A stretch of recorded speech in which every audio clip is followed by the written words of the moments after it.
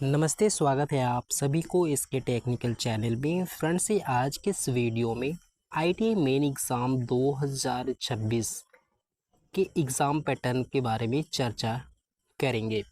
Friends, यदि आप ITI student हैं और आप आईटीआई मेन एग्ज़ाम 2026 की तैयारी करते हैं तो आपके लिए वीडियो बहुत ही इम्पोर्टेंट है, क्योंकि आप लोगों को आईटीआई एग्ज़ाम की तैयारी के लिए सबसे पहले आईटीआई एग्ज़ाम पैटर्न जानना ज़रूरी है।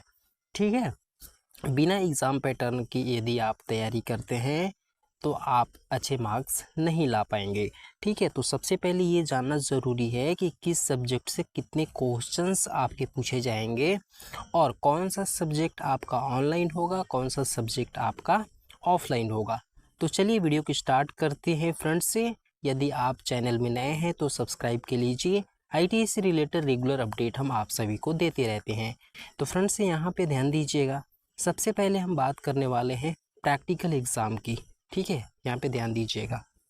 सबसे पहले हम बात करने वाले हैं प्रैक्टिकल एग्ज़ाम की। आप लोगों का जो प्रैक्टिकल एग्ज़ाम है ना, वो ऑफलाइन मोड में लिया जाता है।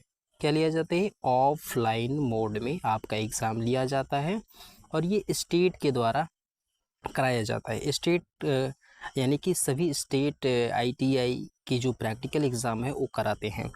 बाकी आपके जो ऑनलाइन एग्ज़ाम है वो एनसीवीटी डीजीटी के बोर्ड के द्वारा कराया जाता है।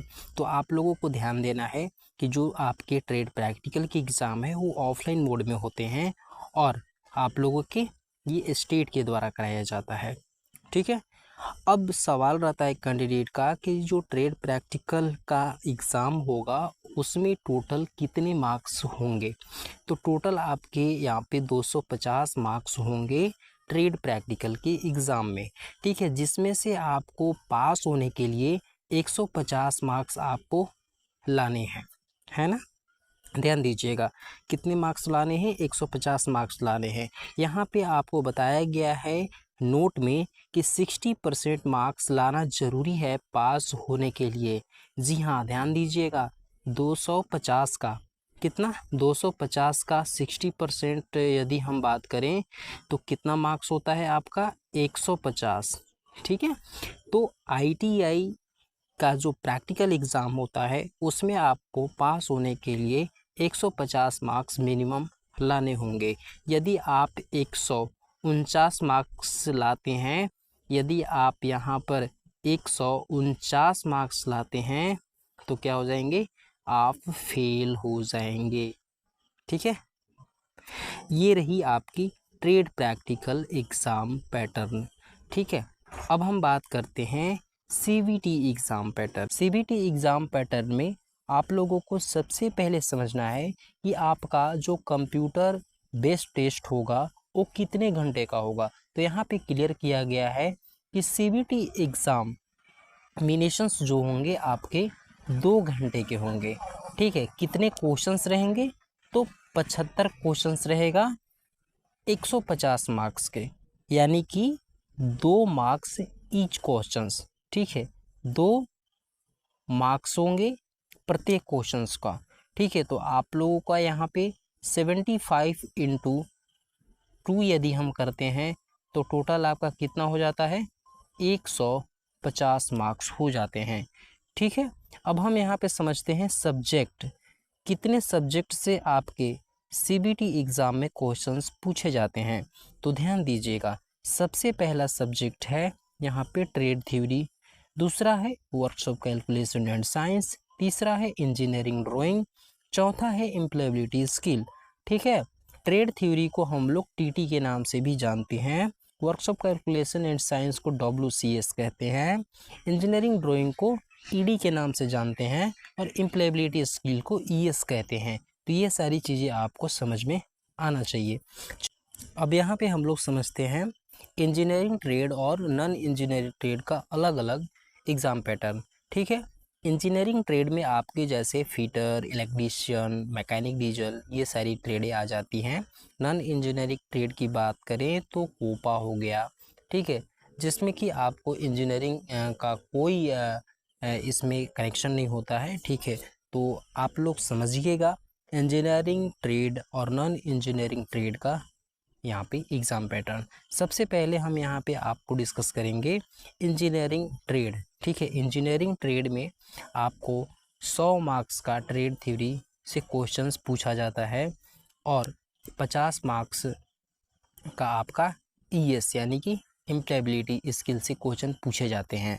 ठीक है, देखिए ट्रेड थ्योरी में यहाँ पे आपको कैटेगरी वाइज करके बताया गया है कि ट्रेड थ्योरी में WCS और ED का क्वेश्चंस इंक्लूड किया गया है। ठीक है, तो आप ध्यान देंगे ट्रेड थ्योरी से 38 क्वेश्चंस रहेंगे, WCS से 6 क्वेश्चंस रहेंगे और ED से 6 क्वेश्चंस रहेंगे।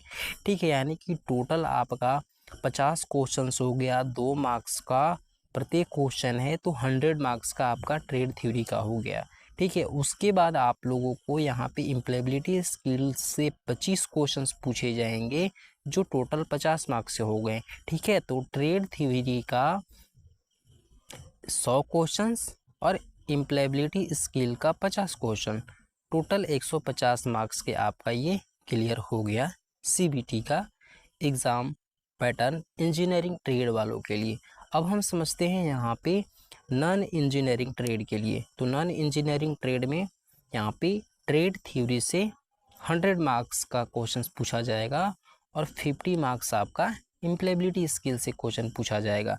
तो यहाँ पे क्लियर किया गया है कि ट्रेड थ्योरी में 50 क्वेश्चंस रहेंगे 100 मार्क्स का और इम्प्लॉयबिलिटी स्किल में 25 क्वेश्चंस रहेंगे 50 मार्क्स का।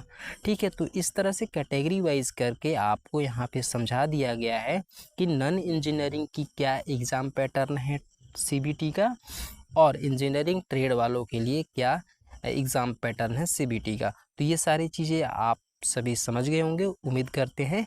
अब यहाँ पे अगला पॉइंट है कि पासिंग मार्क्स कितना रहता है CBT का। ठीक है, तो प्रत्येक सब्जेक्ट का आपका, ठीक है, मिनिमम पासिंग परसेंटेज जो है 33% लाना है। देखिए यहाँ पे क्लियर किया गया है कि the minimum passing percentage for both trade,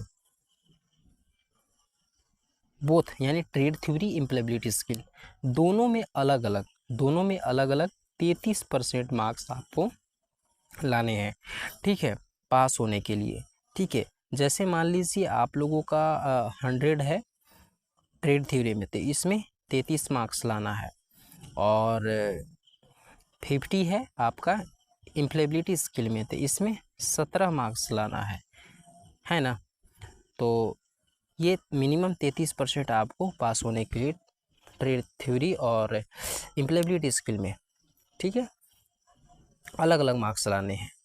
तो चलिए, उम्मीद करते हैं आप लोगों को ये समझ में आ गया होगा। यदि कोई डाउट है तो कमेंट में ज़रूर लिखिएगा। मिलते हैं अगली वीडियो में नई इन्फॉर्मेशन के साथ, तब तक के लिए नमस्कार।